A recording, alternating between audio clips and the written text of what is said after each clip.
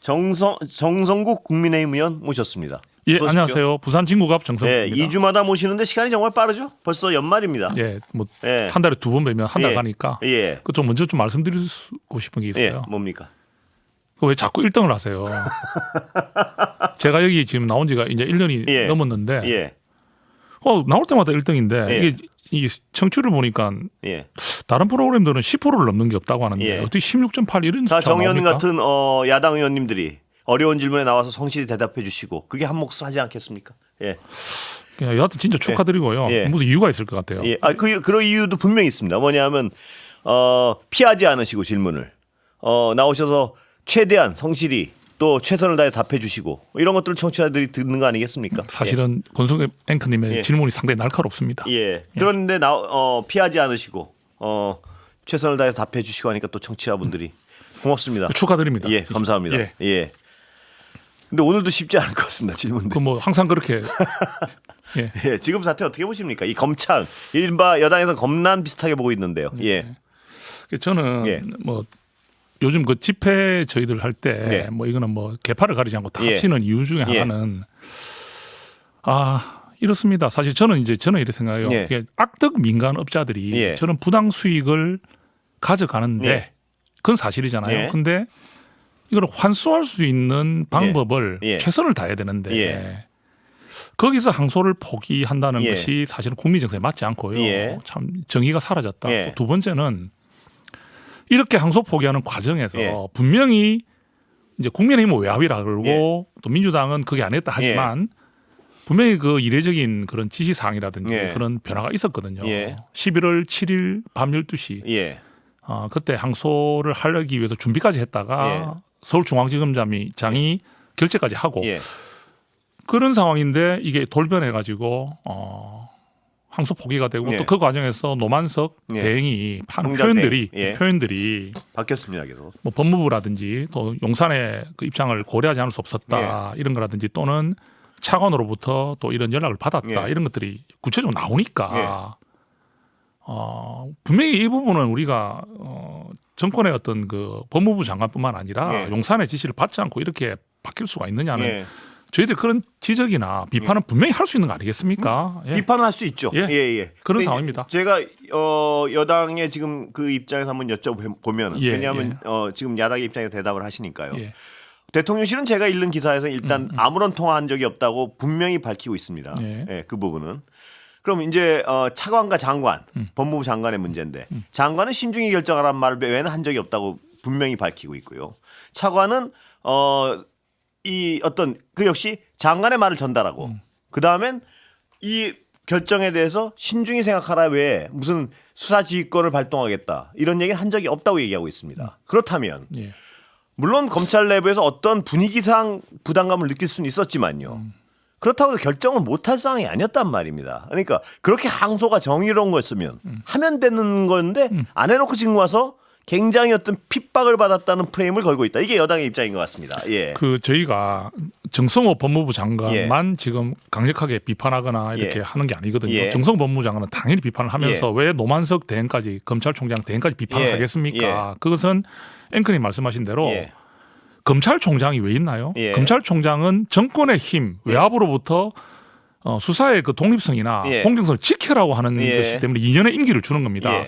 그래서 윤석열 전 대통령도 검찰총장 시절에 압박이 들어왔지만 버틸 수 있었던 것은 그 검찰총장 임기 2년을 가지면서 그 당시 때는 그런 식으로 문재인 정권의 그런 어떤 외압을 막았다고 우리 평가를 하는 경우도 있거든요. 그러면 말씀하신 대로 노만석 총장이 총장 대행이 결기를 보였으면 됐죠. 결기를 못 보였기 때문에 노만석 권한대행 역시 지금 큰 비판의 대상이고 오늘 결국 사의를 표했습니다. 사의를 표명했죠. 그리고 우리가 이제 그 정성호 법무부 장관이 그 차관을 통해서 제시했던 그 부분이 세 가지가 있었다는 말은 하는데 그게 전부 다 항소 포기의 사안이었다는 식으로 대행이 이야기를 하고 있습니다. 그러면 대행은 거기에 대한 압박을 느꼈기 때문에 또 수사지휘권을 발동할 수 있다는 언급까지 했다고 합니다. 차관이. 수사지휘권 말이 엇갈리고. 그건 그런 상황이 말이 엇갈립니다. 여러 가지가 그런 상황에서 분명히 노만석 대행이 결기를 보여서 그런 행동을 하지 못한 것에 대한 비판은 크고 또 그렇게 할 수밖에 없었던 사유들이 있었을 것이라는 이야기를 생각한다면 이것은 우리가 말하는 정성법무부 장관, 노만석 권한대행, 그다음에 우리가 말하는 이진수 차관이라든지 또는 서울중앙지검장 이런 분들이 모두 다 책임이 있는 거죠. 이런 겁니다. 그러니까 이 비판의 초점이 몇 가지가 갈래가 나눠지는데요. 하나는 검찰이 지금 그렇게 집단적으로 저항할 만큼 정의로운 항소였다면 하면 될 걸 안 해놓고 지금 와서 그런다. 이게 하나의 주장입니다. 그러니까 무슨 수사지휘권을 발동해서 강제로 못하게 한 것도 아니고 그냥 자기들이 압박을 느꼈다고 안 해놓고 지금 와서 무슨 핍박이라고 그걸 프레임 전환을 하고 있다. 이게 하나의 주장이 있고요.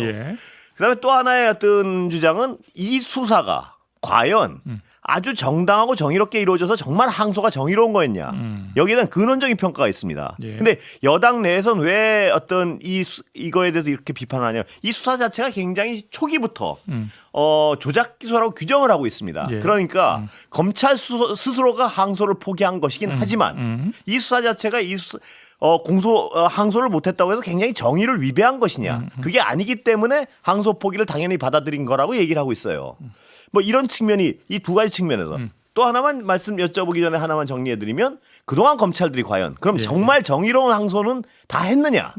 거기에 대한 비판은 피할 수가 없고요. 제가 뭐 일일이 사례를 들지는 않겠습니다만. 그렇습니다. 일단은 좀 말씀을 드리면요. 그 검찰의 조작된 수사와 기소다 이렇게 만약 하신다면 법원이 이렇게 김만배나 이런 사람들에게 징역 8년을 내렸겠습니까? 일단 법원이 1심을 내렸지 않습니까? 이게 완전한 조작 기소 수사 이런 거였다면 법원이 이런 판단을 내릴 수는 없다고 생각하고요. 그리고 정성호 법무부 장관이 분명히 성공한 수사, 성공한 재판을 했지 않습니까?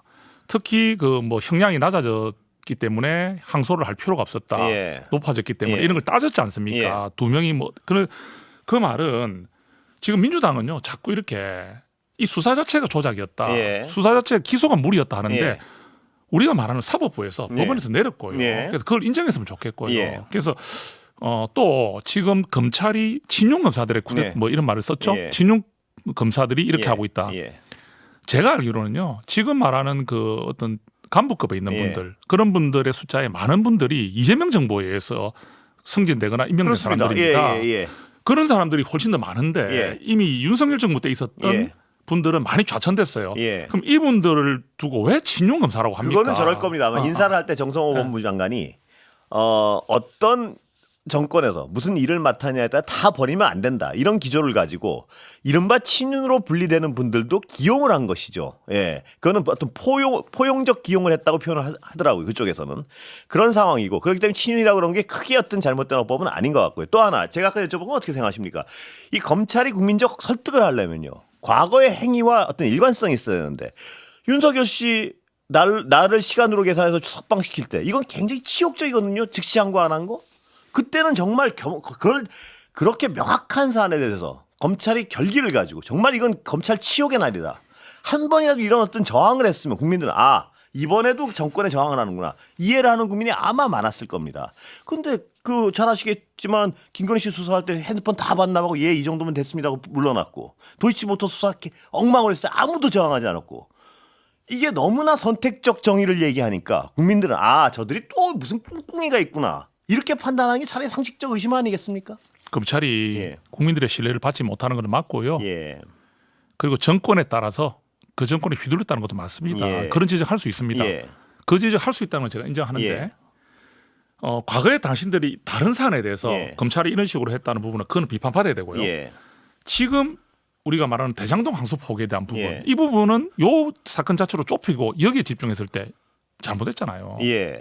그거를 우리가 이야기를 해야 되는 거죠. 자, 이겁니다. 그러니까 이 국민들이 왜 신뢰를 못하냐면요. 지금 말씀하셨지만 이 사안이 만약에 검찰이 대단히 항소를 못하게 한 것은 다 잘못이라고 생각한다면 아까 말씀드렸지만 이건 검찰이 판단했다는 것이 결국은 집권여당의 주장이에요. 지금 지금 주장은 그겁니다. 뭐냐면 지휘권도 행사 안 하는데 거기서 집권여당의 주장은 뭐가 있냐 하면은 이걸 겁니다. 무리한 기소와 무리한 수사를 해놓고 이 정도 결과가 나서 자기들도 어느 정도 이 정도 항소하면 좀 그러니까 뭐 억눌린 듯이 항소 포기를 해놓고 지금 부글부글 하는 척하면서 프레임 전환을 시도하고 있다. 이런 주장인 것 같습니다. 제가 보니까. 이게 그 항소를 하는 이유가 여러 가지가 있지만 어떤 사안에서 무죄가 나왔을 때는 일단 항소를 합니다. 그게 원칙이고요. 또 이 정도로 큰 사안 이 정도로 국민적 그 관심이나 국민적인 그런 이슈가 됐던 사안들에 대해서는 환수를 하지 않으면 안 되기 때문에 항소를 해야 되고요. 또 이게 우리가 정의적 측면을 봤을 때 분명히 그게 악덕 민간업자들이 수천억의 그 환수금을 가져간다는 이 부분은요. 검찰이 끝까지 추적해서 끝까지 항소를 해서 다퉈야 되지 않습니까? 그래서 그게 지금 검찰에서는 서류를 항소 준비를 다 했다잖아요. 그리고 결재까지 다 끝났는데 불과 그 당일날 한 몇 시간 전에 대검에서 이제 지시가 내려오지 않는 바람에 계속 있다가 항소를 안 하는 쪽으로 된 거거든요. 그럼 그 지휘부가 최종 결단을 못 한 거죠. 그러면 지휘부가 최종 결단을 못 했다면 검찰의 구성원들은 이게 항소가 되는 게 당연한 것이고 그렇게 받아들이고 있었다 봐야 되지 않겠습니까? 근데 이제 거기도 정치적인 걸 의심하는 이유가 아까 제가 했지만 항소를 당연히 하는 것이 정상적인 것이란 판단을 하기에는 검찰의 그동안 항소가 너무나도 정치적으로 이루어졌다는 또 그 비판을 받는 거예요. 뭐냐면 요번에는 굉장히 정의를 얘기하는데 이래서 아까도 다른 전현희 의원 나와서 이게 설명을 제가 적어놨는데요. 맞는 거 자료를 좀 정리해왔던데 최은순 그 요양급여 부정수급 항소 안 했답니다. 그 다음에 무슨 그 장동혁 대표 1심 무죄 항소 안 했답니다. 은수미 전 의원 뭐 이런 모든 사례가 말입니다. 검찰의 항소가 굉장히 정치적이었다는 걸 여실히 보여주고 있는 상황에서 요번 이 특히나 수사가 부실하고 과잉됐고 뭐 이런 비판을 받고 있는 사안에 대해서만 저렇게 와글와글 일어나는 것은 저들의 정치적 의도가 있다고 판단할 수밖에 없다. 이것이 여당의 주장인 것 같습니다. 보니까. 그 정치율 16.8%라고 제가 축하드렸는데 질문은 여전히 아주 날카롭습니다. 그럼 몰아세우는 듯한 이런 것도 있고요. 근데 이 말씀 좀 드릴게요. 그 박수영 의원이나 우리 장동혁 의원 대표가 했던 그 1심의 무죄 그 부분은요. 사안이 공직선거법 위반 본인이 공직선거법을 제대로 인지하지 못해서 있었던 그런 사안에 대한 것이 항소가 안 되고 하는 것과 2022년 대선판을 흔들었던 대장동 개발에 대한 이런 악덕 민간업자들의 이런 부당 수익에 대한 이 부분에 대해서 항소를 다투는 걸 비교하기는 어렵지 않습니까? 그런 항소의 횟수나 그런 것을 따지기에는 이 사안의 엄중함이나 국민 정서에서 너무나 많은 차이가 난다. 이 부분을 저는 말씀드리고 싶습니다. 제가 더 여쭤볼 게 좀 있는데 한동훈 전 대표 질문을 좀 드려야 될 것 같아서 시간이 보니까 시간이 많지 않은 것 같아서 한동훈 전 대표는 지금 굉장히 어떤 뭐랄까요 공세적입니다. 어떻게 보십니까?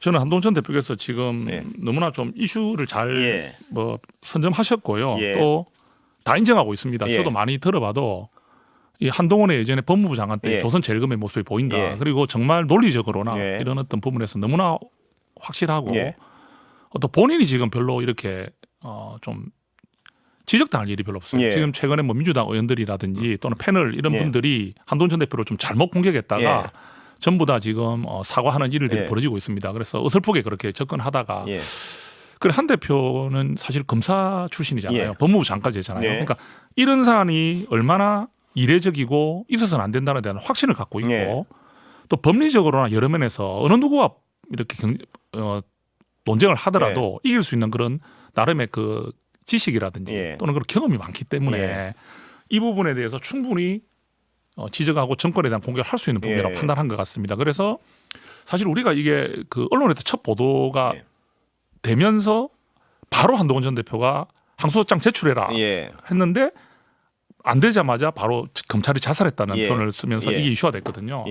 그리고 당은 이제 그 이후에 이제 당은 이제 여기다 항의를 하기 시작하고 지적을 하기 시작한 부분인데 저는 한동훈 전 대표가 아주 지금 너무나 큰 국민들의 정서, 국민들의 또는 그런 민심을 좌지우지할 수 있는 그런 사안에 대해서 아주 지금 민주당이 좀 뼈아픈 것을 찌르고 있다. 그렇게 생각하고 있습니다. 당내에서 예를 들면 홍준표 전 시장 같은 경우에 지금의 검찰의 자살을 이끈 건 한동훈이다. 뭐 이런 비판에 대해서 어떻게 보십니까? 무슨 얘기냐면 뭐 아시겠지만 그 지적의 요지는 지금의 이른바 정치 검찰의 행태를 가장 적극적으로 활용한 것이 한동훈, 윤석열이다. 뭐 이런 비판 같은. 홍준표 전 대표님의 말씀 말이죠.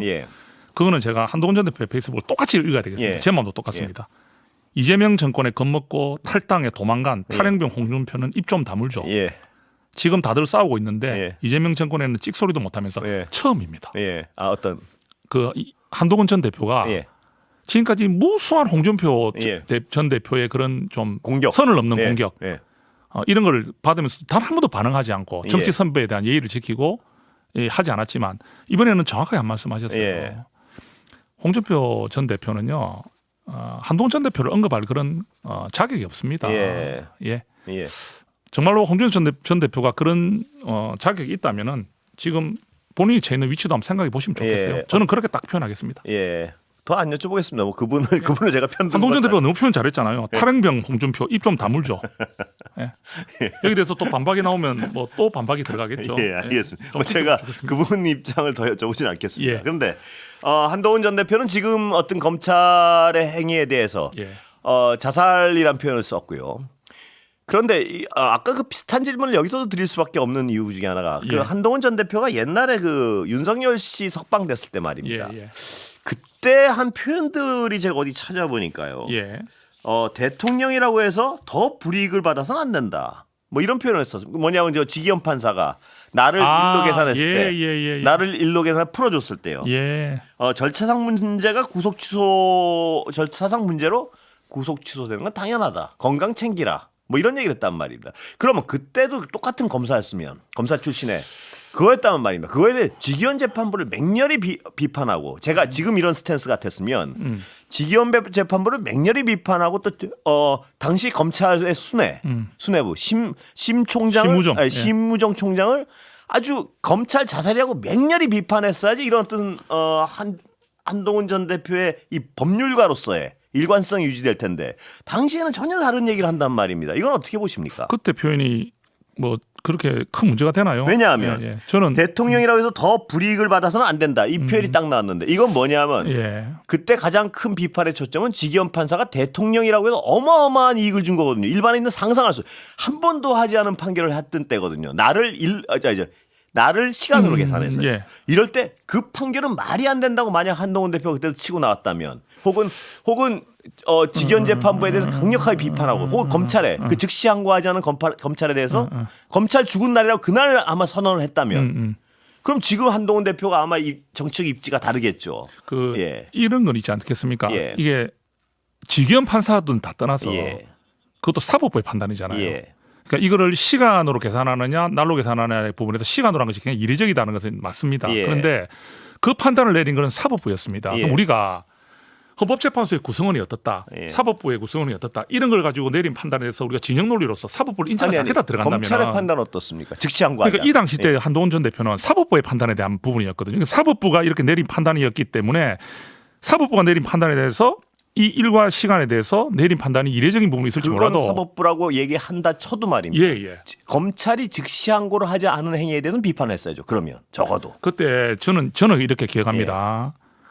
그 내부에서 심우정 검찰총장이 그때 자기가 나름 판단을 확실했잖아요. 그러니까 지금처럼 결기를 지금 심우정 검찰총장 비판을 받아야 되겠죠. 그게 잘못됐다면. 근데 그때 자기는 결기를 가지고 했어요.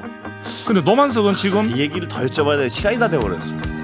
이 얘기는 정말 여기까지 듣겠습니다.